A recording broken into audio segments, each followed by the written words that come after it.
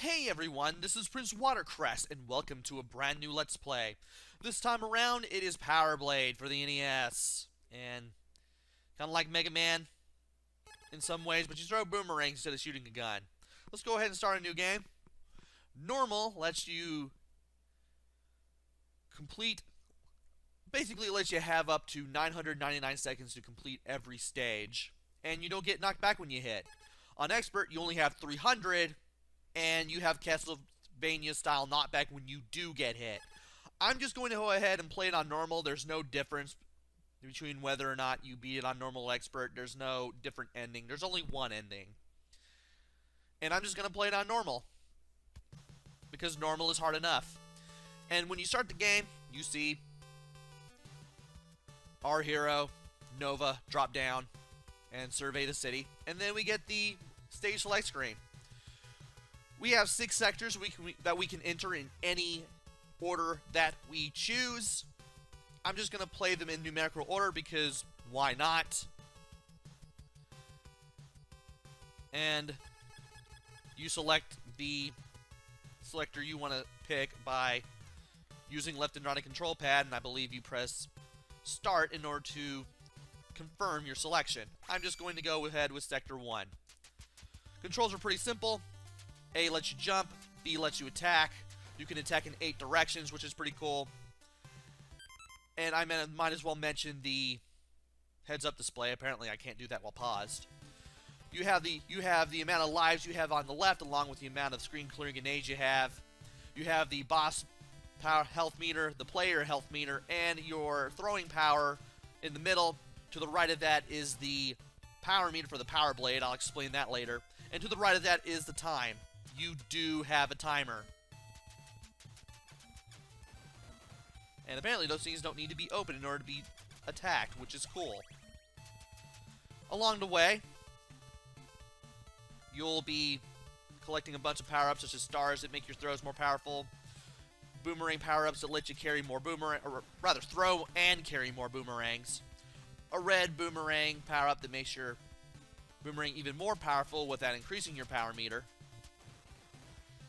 And you'll also find screen clearing grenades as well as little energy tank-like things that will allow you to refill your energy in case it gets low. And the star I picked up, that increased the power meter. You definitely want to pick up stars whenever you find them.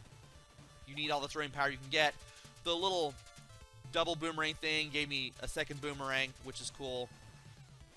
I did not want to get hit by that. Thankfully, taking damage in normal mode does not do a lot of damage to you. And it's time to jump. Press up and hold it to hold on to that ladder. And if I could face the right direction, I'd be able to get over there and hit this bad boy. Don't want to get hit by the mortar shots. There are hamburgers that you can pick up at random from enemies when you beat them up. Like so. That will refill a little bit of your health. And this guy is the agent that we needed to speak to. These guys do have names, but they never seem to be of any importance at all. Once you see the names in the introduction cutscene that you see when you leave the title screen off for too long, you never see the names again.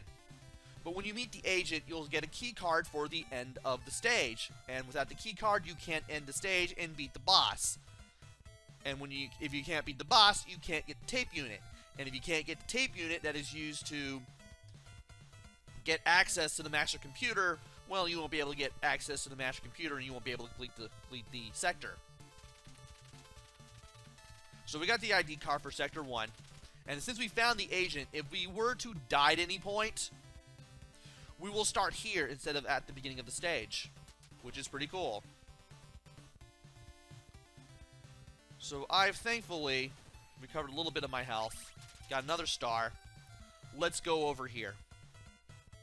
Thankfully, I know my way around the stage pretty well, so if you've been paying attention to where I've been going, you kind of have a good idea of where to go. And let's get up here before we get struck by those 5 things. I think we got hit of anyway, regardless. But now we have the triple boomerang icon that lets us throw up the 3 boomerangs on screen at any given time, which is cool. Sadly, your weapons cannot go through walls.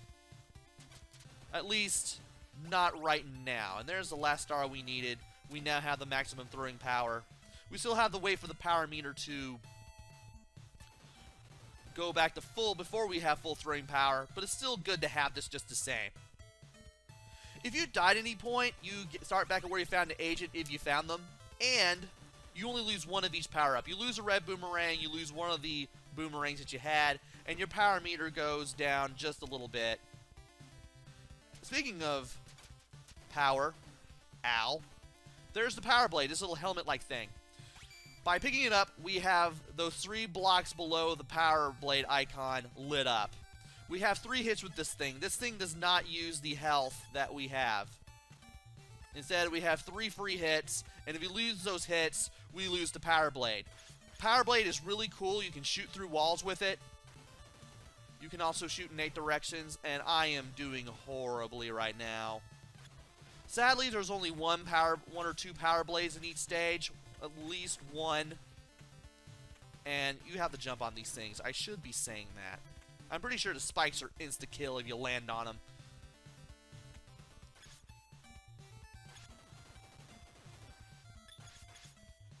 And wait for this guy to... There we go. And you're definitely going to be jumping off the edge of these things, but you only have like 1 or 2 things for the power blade in every stage. Things of the power blade in every stage. And I'm going to go ahead and grab the thing here just because I can. And this thing here is an energy tank. In case our energy gets full, or in case our energy gets low, rather, we can fill it back up. All we have to do is just pause the game, and we can switch between the screen clear grenades and the energy tanks. I believe you can only hold up to 4 of these things. And you just select the thing you want, and when you need to use it, just press select. Also, to the right of the 2 things that we can select between, there is the alert sector, which is basically going to show the progress we've made. We've already got the ID card, as you can see, and we haven't completed any of the sectors yet, but that will soon change. And to the right of all that is the number of tape units we need to collect. Right now, we need to collect all 6 in order to get to Sector 7, and go through the final area to beat the game. Nothing to the left here, so let's go down again. There will be these things that drop down and explode as soon as they hit the wall. You have these little pink gorilla droids, but throwing enough of these things, these boomerangs at these things, well, it's enough to kill them. And when you go up to this door with the 1 on it, or the sector number on it in this case, press up. If you have the key card, you'll go in. Alright. You want to duck to avoid being shot at. And you want to run under this thing. Ow. When it jumps up. If you can do it right, you can avoid being hit by this thing's shots. It also helps to keep your distance quite a bit, which I'm doing a horrible time of doing. But by doing this relatively halfway decently, we can get through Sector 1. We can disarm it.